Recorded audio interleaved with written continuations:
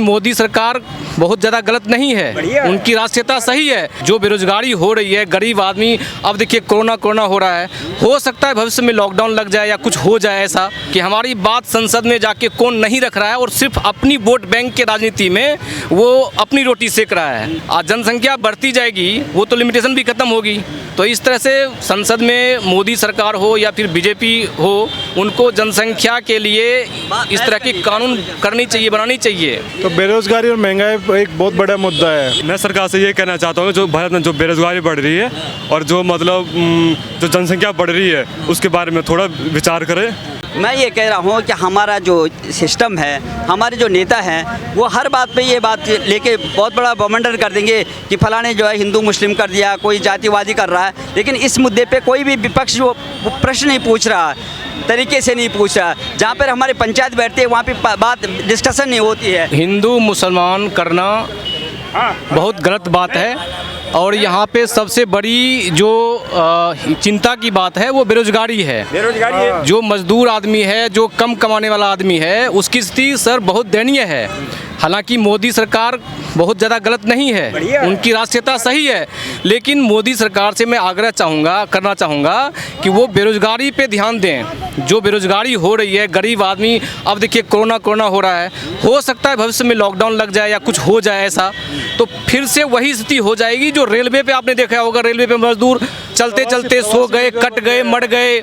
बहुत से ऐसे जो मतलब गरीब राज्य के जो मजदूर किसान हैं, वो आए अभी तक वापस नहीं आ पाए हैं। चूँकि स्थिति फिर से अगर ख़राब होगी तो और स्थिति दयनीय हो जाएगी।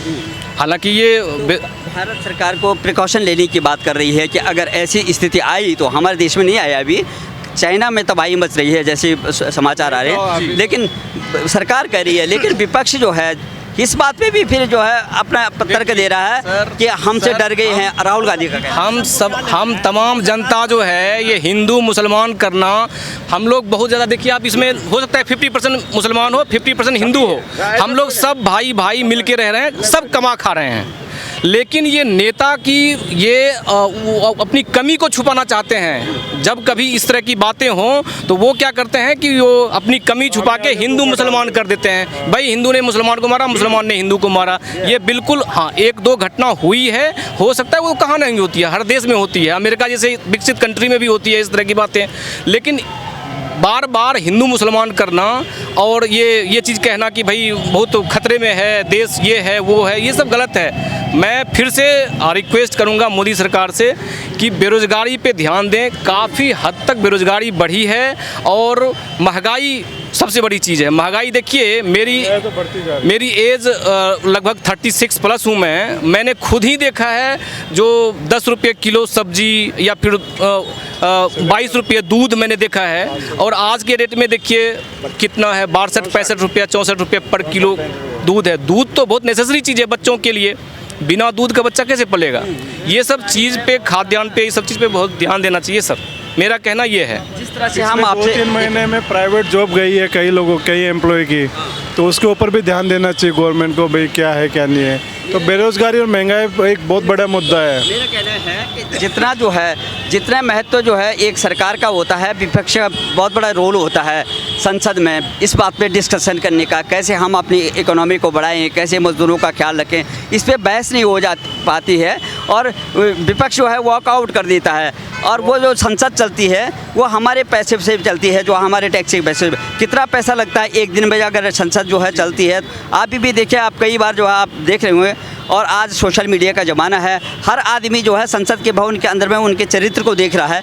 ऐसे सांसदों को क्या करना चाहिए हम लोगों को? जो भारत की जो परिस्थिति है उस समय उस तरह से देखे, उसको पहचाने, उस इंसान को, उस नेता को, कि हमारी बात संसद में जाके कौन नहीं रख रहा है और सिर्फ अपनी वोट बैंक के राजनीति में वो अपनी रोटी सेक रहा है। उस तरह के नेता को चुन के वहाँ पे संसद भवन ना भेजें।